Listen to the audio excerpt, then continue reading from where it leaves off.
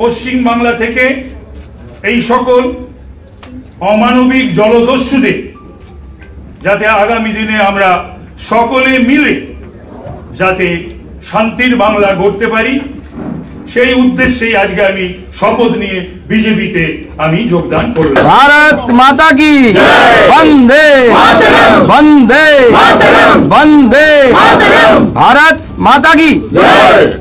আমি অত্যন্ত কষ্ট পাই যখন দেখি যে বাংলা ক্রমাগত পিছিয়ে পড়ছে আর পিছিয়ে পড়ছে। তাই আমি সর্বভারতীয় দলে যোগ দিয়েছি, যেখান থেকে এই দুর্নীতিগ্রস্ত দল এবং দুর্নীতিগ্রস্ত সরকার এদের বিরুদ্ধে একটা ভয়ঙ্কর লড়াই শুরু করা যায় এবং একটা সিরিয়াস লড়াই শুরু করা যায়। বাংলার রাজ্য রাজনীতি এখন দুই হেভিওয়েট যারা এ রাজ্যের বিরোধী দল বিজেপিতে যোগদান করেছেন। একদিকে তৃণমূলের হেভিওয়েট নেতা তাপস রায়, দীর্ঘদিনের রাজনীতিবিদ, প্রায় 50 বছরে তিনি রাজনীতির সঙ্গে ওতপ্রোতভাবে জড়িত এবং এমন একজন মানুষ যার বিরুদ্ধে বিরুদ্ধে কোনো রকম কথা বলা বিরোধীরাও যা বলেনি, শাসক পক্ষ সেটা বলতে পারছে না। একদিকে, অন্যদিকে আরেকজন অভিজিৎ গঙ্গোপাধ্যায়, যিনি অবসরপ্রাপ্ত বিচারপতি, তিনি অবসর নিয়ে তিনি বিজেপিতে যোগ দিলেন এবং তিনি বলছেন যে তৃণমূল সরকারকে উৎখাত করতে পারে বিজেপি, তাই বিজেপিতে মতো জাতীয় দলে আমরা যোগ দিলাম। এখন এই যে একটা জোড়া ফলা বলা যায়, আমরা যেরকম মোহনবাগান ইস্টবেঙ্গলে বলতাম একটা সময় কৃষাণু বিকাশ, চিমাওকেরি, এরকম নানান ছিল যে জোড়া ফলা। তো এই তাপস রায় এবং অভিজিৎ গঙ্গোপাধ্যায়, এই যে একটা জোড়া ফলা, যারা সাধারণ মানুষের কাছে, রাজনীতিবিদদের কাছে, সেই পক্ষে হোক বিপক্ষে হোক, তাদের কাছে সমীহ করার মতো জায়গায় রয়েছেন। তো সেই জোড়া ফলা শাসক বা বিরোধীদের আগামী নির্বাচনে কতটা লাভ ক্ষতি দিতে পারবে, আজকে আমরা এই নিয়ে বিশ্লেষণ করব। আমি বিপ্লব, আমার সঙ্গে রয়েছেন সাংবাদিক অরূপ পালি। অরূপদা, স্বাগত জানাচ্ছি। দুজন ব্যক্তি, একজন তাপস রায় রাজনীতিবিদ, আরেকজন দীর্ঘদিন বিচার ব্যবস্থার সঙ্গে যুক্ত এবং তিনি রাজনীতিতে যোগদান করলেন এবং দুজনেই বিজেপিতে যোগদান করলেন। এখন প্রশ্ন হচ্ছে যে আমরা যেটা ভেবেছিলাম রাজনীতিবিদ তাপস রায়কে নিয়ে কোনো কথা বলার জায়গা নেই, কিন্তু অভিজিৎ গঙ্গোপাধ্যায় একজন বিচারপতি, আইন ব্যবস্থার সঙ্গে তিনি যুক্ত, তিনি এলেন এই রাজনীতিতে। তিনি রাজনীতির আঙিনায় মানিয়ে নিতে পারবেন কিনা তা নিয়ে নানান প্রশ্ন ছিল, নানান প্রশ্ন সকলে ছিল, কিন্তু তিনি সেই সমস্ত প্রশ্নে যেভাবে জল্পনার অবসান ঘটিয়ে যেভাবে উত্তর দিয়েছেন, মানে যেদিন তিনি বিচারপতির পদে তিনি ইস্তফা দিয়েছেন, সেদিনই তিনি যেভাবে সাংবাদিকদের সামলেছেন, তাতে বোঝা যায় যে তার রাজনীতির আঙিনায় তিনি যে আসছেন, তিনি কিন্তু চারদিক বুঝে শুনেই আসছেন আগামী দিনে কি হবে। তবে এই জোড়া ফলা শাসক পক্ষের কতটা ক্ষতি আর বিরোধী পক্ষের কতটা লাভ হবে বলে মনে হচ্ছে আগামী নির্বাচনে? দেখো, এবারে লোকসভা নির্বাচনে বিজেপির অন্যতম ট্রাম্প কার্ড হচ্ছে অভিজিৎ গঙ্গোপাধ্যায় এবং তাপস রায়। এবার দুজনের ভূমিকা দুটো কারণে গুরুত্বপূর্ণ, সেটা বরং আমরা আলোচনা করব। প্রথমে আসা যাক অভিজিৎ গঙ্গোপাধ্যায় নিয়ে। অভিজিৎ গঙ্গোপাধ্যায় বর্তমানে পশ্চিমবাংলার অন্যতম প্রধান প্রতিবাদী মুখ। তুমি বলতে পারো অভিজিৎ গঙ্গোপাধ্যায় বিশেষ করে দুর্নীতির বিরুদ্ধে উনি যে কোট আনকোট আমি যদি যুদ্ধ ঘোষণা করেছিলেন, আজকে ওনার একের পর এক নির্দেশের ফলেই দুর্নীতির আর কি বলতে পারো ঢাকনা খুলে গিয়েছে। এটা প্রথমে শিক্ষা দপ্তর হোক, শিক্ষা দপ্তর থেকে শুরু করে পুর দপ্তর হোক, পুর দপ্তর থেকে শুরু করে রেশন কেলেঙ্কারি হোক, একটার সঙ্গে আরেকটা যে আষ্টপৃষ্টে বাঁধা, এবং আজকে যে নেতা মন্ত্রীরা তৃণমূলের প্রথম শ্রেণীর সব জেল খাটছেন, নেতাদের ঘরের থেকে কোটি কোটি 50 কোটি টাকা ক্যাশ বেরোচ্ছে, এটা অভিজিৎ গঙ্গোপাধ্যায় না থাকলে আজকে বাংলা দেখতো না।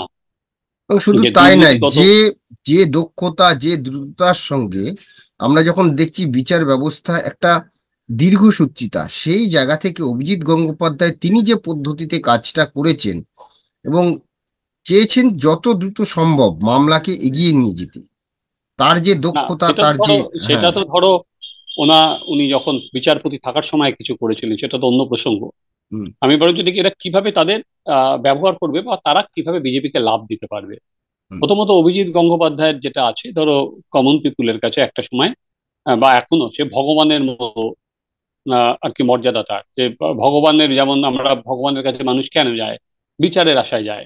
ফলে এই যে যে সমস্ত শিক্ষক যারা এখনো শিক্ষিত, যাদের মেধা প্রতারিত হয়েছে, যারা পাশ করেও টাকা দিতে পারেননি বলে চাকরি হয়নি, অযোগ্যরা টাকা দিয়ে চাকরি পেয়েছে, তাদের কাছে অভিজিৎ গঙ্গোপাধ্যায় ভগবান। আমরা দেখেছি তাকে প্রায় ভগবান জ্ঞানে পুজো করতে, মনে করতে যে তিনি হয়তো এদের মাসিহা, যে তিনি এদের চাকরি দিতে পারবেন। ফলে আমরা এরকমও দেখেছি যে প্রচুর মানুষ আদালতে এসে জড়ো হতেন। কেন না, সেটা হয়তো এই কেস সম্পর্কিত নয়, তাও আসতেন যে অভিজিৎ গঙ্গোপাধ্যায় বোধহয় এই সমস্যার সুরাহা করতে পারবেন। ফলে সেই ভাবমূর্তি নিয়ে অভিজিৎ গঙ্গোপাধ্যায় গেরুয়া শিবিরে নাম লিখিয়েছিলেন আর কি। দুর্নীতির বিরুদ্ধে পোস্টার বয় থেকে তিনি বিজেপির পোস্টার বয় হিসাবে আমরা যেভাবে তাকে আহ, আর কি তার বিজেপি পার্টি অফিসে নিয়ে যাওয়া হলো, যে রাজকীয় মর্যাদা দিয়েছে, বলতেই পারো যে বিজেপির এবারের লোকসভার ভোটে উনি হচ্ছেন অন্যতম প্রধান মুখ, পোস্টার বয়। এবার এইবার ঘটনা যে তোমার অভিজিৎ গঙ্গোপাধ্যায় বিজেপির এখানে আসা এবং অভিজিৎ গঙ্গোপাধ্যায় আহ রাজ্য জুড়ে যখন প্রচার করবেন, তখন একটা তো ওনার নিজস্ব ক্যারিশমা আছেন, জনমানসে উনি যাবেন, আদালতে উনি আর কি যেভাবে দুর্নীতির বিরুদ্ধে যুদ্ধ ঘোষণা করেছিলেন, এবার রাজনীতির ময়দানেও তিনি একইভাবে বলতে শুরু করবেন। এটা তৃণমূলের কাছে অস্বস্তি না, তৃণমূল যদিও বলবে যে যে কথা বলছে যে উনি এই এই বিচারগুলো রাজনীতির কারণে এইসব রায় দিয়েছে, সেসব যা যা বলার সেসব বলবেন, কিন্তু সাধারণ মানুষ কি তাতে বিশ্বাস করবে? কারণ সাধারণ মানুষ পার্থ চট্টোপাধ্যায়ের খাটের তলা থেকে 50 কোটি টাকা দেখেছে। যে এটা যদি রাজনীতির কারণেও দিয়ে থাকেন, তাহলে কি 50 কোটি টাকাটা যেটা বেরিয়েছে সেটা টাকা নয়? সেটা কি আমাদের আর কি আহ অন্য কিছু ছিল, কাগজের টুকরো ছিল? ফলে অভিজিৎ গঙ্গোপাধ্যায় যখন যাবেন, তুমি বলতে পারো সেই যে বিরোধী ভোট, যে তৃণমূল বিরোধী ভোট, এটা এক থেকে বিজেপির দিকে বিজেপির বাক্সে পড়ার সম্ভাবনা আছে। হুম, হুম, যে যারা বিরোধী মানুষ, যারা আর কি তৃণমূল কংগ্রেস, একটা শাসক দলের পক্ষে থাকে আর একটা বিরোধীদের পক্ষে ভোট থাকে। হুম, যেই বিরোধীদের পক্ষে যে ভোট, যেটা ধরো কংগ্রেস বা সিপিএম এর দিকে যে ভোট যেটা যাওয়ার সম্ভাবনা ছিল, আহ আর কি যারা বিরোধী তারা যদি মনে করে যে অভিজিৎ গঙ্গোপাধ্যায়কে রেখেই হবে, ফলে সেই একটা ভোট সুইং করার সম্ভাবনা আছে। এছাড়া যেটা সব থেকে বেশি গুরুত্বপূর্ণ, তোমার যে কোনো নির্বাচনে তোমার দেখবে একটা ভোট থাকে 4 to 5%, যেই ভোটটা শেষ মুহূর্তে সিদ্ধান্ত নেয়, যে ভোটটা ফ্লোটিং ভোট বলি আমরা, সে হুম, কোনো দলের পার্টিকুলার ভোট হয় না, সেই ফ্লোটিং ভোটটা অভিজিৎ গঙ্গোপাধ্যায় আসায় সেই কিন্তু আমার মনে হয় বিজেপির অনেক লাভ হবে। কারণ তারা মনে করবে যে যারা বিরোধিতা করতে চায়, যারা একটা সিদ্ধান্তে আসতে চায় যে তোমার বর্তমান সময়ে সিপিএম বা কংগ্রেস তারা বিশাল কোনো শক্তি বাড়িয়ে যায় আসলে নামবে, সেরকম ভাবার কোনো কারণ নেই। এবং এই সন্দেশখালীর এই শাহজাহান পর্ব, সন্দেশখালী পর্বের পর বিরোধী স্পেস কিন্তু সরাসরি এই সন্দেশখালীর যে আন্দোলন বিজেপি এগিয়ে নিয়ে যাচ্ছে, সেই অর্থে সিপিএম বা কংগ্রেসকে কিন্তু সেখানে দেখা যাচ্ছে না। এন্টায়ার আন্দোলন কিন্তু বিজেপি তারাই ক্রমাগত, এবং সেখানে বিজেপি অল ইন্ডিয়া লেভেলে করছে। নরেন্দ্র মোদী এর মধ্যে 3বার এসে গেছেন, ফলে বিজেপি এটা অল আউট যাচ্ছে। ফলে এইটাকে কেন্দ্র করে যে বিজেপি ঝড় তোলার বা হাওয়া তোলার চেষ্টা করছে, সেখানে অভিজিৎ গঙ্গোপাধ্যায় কিন্তু অনেক বেশি গুরুত্ব পাবেন। প্লাস পাশাপাশি একটা সন্দেশখালী আর অভিজিৎ গঙ্গোপাধ্যায় থাকা মানে দুর্নীতি, তার মানে তোমার দুটো মেরুতে এবার তৃণমূলকে ফেস করতে হবে। একদিকে সন্দেশখালী দিয়ে ফেস করতে হবে, একদিকে মহিলা ইস্যুতে ফেস করতে হবে। এবার ধরো বিজেপির একমাত্র, তৃণমূলের একমাত্র আর কি চাঁদমারি করা হতো শুভেন্দু অধিকারীকে, হুম, তো এবার আরেকটাও শুরু হবে যে অভিজিৎ গাঙ্গুলির বিরুদ্ধে। তো তুমি বলতে পারো যে বিজেপির হয়ে কিন্তু সাধারণ মানুষ যারা অভিজিৎ গাঙ্গুলি যাদের বিচার এনে দিয়েছিলেন, যারা জেলে গিয়েছিলেন, সেটাকে তুমি বলতে পারো না আজকে পার্থ চট্টোপাধ্যায়কে ভুল করে জেল খাটিয়েছে?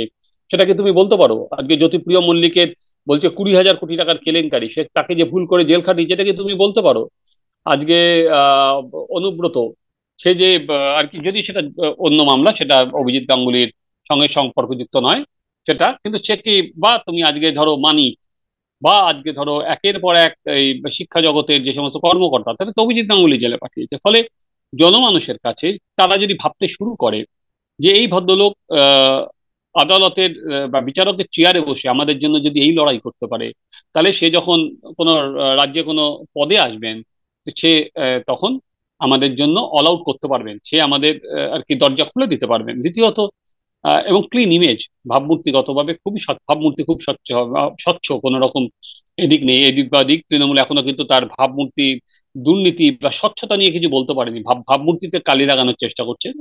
এবং তাতে সব থেকে বেশি বিপক্ষে আমার যেটা মনে হচ্ছে সেটা যে আমাদের সিপিএম আলিমুদ্দিনে প্রায় 26-11-র মতো আঘাত হয়েছে। তারা না পারছে গিলতে, না পারছে ওগড়াতে, কারণ অভিজিৎ গঙ্গোপাধ্যায়ের এক একটা পর্যবেক্ষণ, এক একটা রায় নিয়ে তারা ঘন্টার পর ঘন্টা তাদের মুখপত্ররা জাস্টিফাই করেছেন। আজকে কি বলবেন? তারা তো সরাসরি তৃণমূলের মতো বলতে পারছেন না, যেগুলো সবই রাজনৈতিক কারণে রায়গুলো দিয়েছে। ফলে তারা সেটা বলতে পারছেন না, ফলে তাদের ভোট ব্যাংক বিপ্লব আমি জানি না তারা আর কি আহ, অটুট রাখতে পারবেন। ফলে তাদের একটা শঙ্কা আছে। ফলে অভিজিৎ গঙ্গোপাধ্যায়কে রাখাতে এবার সে যখন রাজ্য জুড়ে প্রচার শুরু করবে এবং সরাসরি সে অভিষেক বন্দ্যোপাধ্যায়ের ঘরে গিয়ে যখন প্রচার করবে, সেটা অভিষেক বন্দ্যোপাধ্যায় ধরে চাপে রাখবে। কারণ কিভাবে হবে, তো একবার ধরো সে এখন এরকম বলছে, বা রাজ্য জুড়ে যখন সফর করবে, তাকে ঘিরে মানুষের উন্মাদনা কেমন হয় সেটাও তো দেখা। ফলে একদম। অভিজিৎ গঙ্গোপাধ্যায়কে দিয়ে এইটা তুমি ভাবতে পারো। একইভাবে তাপস আজকে রায়। রাজনীতিতে বিশেষ করে তৃণমূল কংগ্রেসের বিরুদ্ধে যে দুর্নীতির অভিযোগ ক্রমে জাঁকিয়ে বসছে, যে কয়েক গুটিকায়ক নেতার ভাবমূর্তি খুব এখনো পর্যন্ত স্বচ্ছ, সেরকম কোনো স্ট্যাম্প আসেনি, যদি ইডির একটা তল্লাশি হয়েছে এই পর্যন্ত কোনো স্ট্যাম্প আসেনি, তাদের মধ্যে কিন্তু তাপস রায় অন্যতম। আজকে 50 বছরের উপর তার রাজনৈতিক জীবন, সেখানে দাঁড়িয়ে স্বচ্ছতার সাথে করেছেন। এবং কংগ্রেসের একেবারে ছাত্র থেকে করে একদম সিঁড়ির তলা থেকে আস্তে আস্তে আস্তে একদম সিঁড়ির উপরে উঠেছেন তাপসদা। এবং পুরনো ঘরানার কংগ্রেসী, তারপরে তৃণমূলে এসেছেন, অবশেষে বিজেপিতে এলেন। ফলে তাপস রায় থাকাতে যেটা সুবিধা সেটা হচ্ছে, ধরো বিজেপির মেইন দুর্বলতা হচ্ছে কলকাতায়, উত্তর কলকাতা, দক্ষিণ কলকাতা। কলকাতায় তাদের সংগঠন কিছু নেই। এই হয়তো তমগ্ন জয়েন করেছে, বা সজল ঘোষ জয়েন করেছে, বা দুই একজন কিছু পকেটে আছে, বড় বাজার বা কিছু পকেটে। তাপস রায় থাকাতে কিন্তু সেটা আহ একটা বিজেপির পক্ষে অনেক সুবিধা হলো। এবং যেটা ধরো হিন্দু ভোট, তুমি জানো উত্তর কলকাতায় বিশেষ করে বউবাজারে প্রচুর পুরনো হিন্দু আছেন। সেখানে যারা বনেদি হিন্দু বা বনেদি পরিবার আছে, এমনি হিন্দু আছেন, সেখানে বিজেপিতে যাওয়াতে আমার মনে হয় সেই ভোটের একটা কনসলিডেশন হওয়ার সম্ভাবনা প্রবল।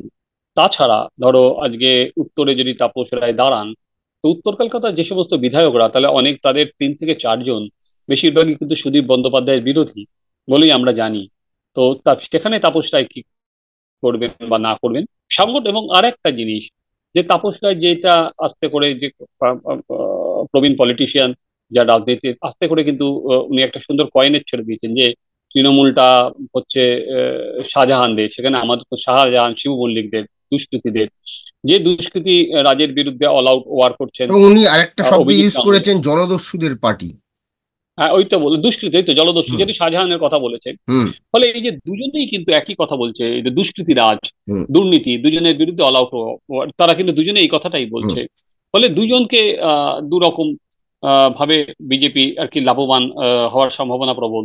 অভিজিৎ এবং তৃণমূলের যারা পুরনো লোকজন আছেন, তৃণমূলেও তো অনেক ভালো লোকজন আছেন, কর্মী যারা কাজ করতে চান, সবাই, তাহলে তো সবাই খারাপ হতে পারে না শব্দ, হ্যাঁ।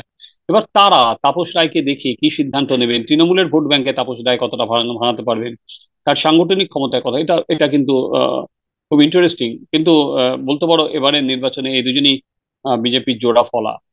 একদম। আমার একটা প্রশ্ন আছে যে এতদিন অনেকেই মনে করতেন এই বাংলায় যে বিজেপি বাঙালির পার্টি নয়, বিজেপি কে বহিরাগতদের পার্টি বলা হতো, অবাঙালিদের পার্টি বলা হতো।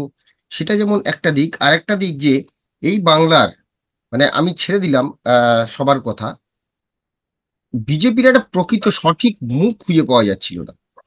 তাপস রায় বা এই অভিজিৎ গঙ্গোপাধ্যায় দলে আসায় এই যে পুরো তিনটে বিষয়, একটা বাইরের পার্টি, বাঙালির দল নয়, আর বাংলার যে একটা মুখ, সেটা কি বিজেপির মনে হয় খুঁজে পেল বিজেপি?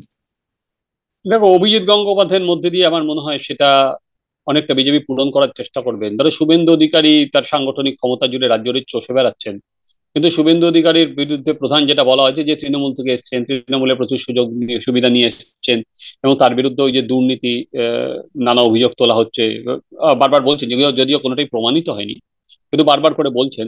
সেখানে অভিজিৎ গঙ্গোপাধ্যায়ের স্লেট একদম ক্লিন, সেখানে কিছু বলার নেই।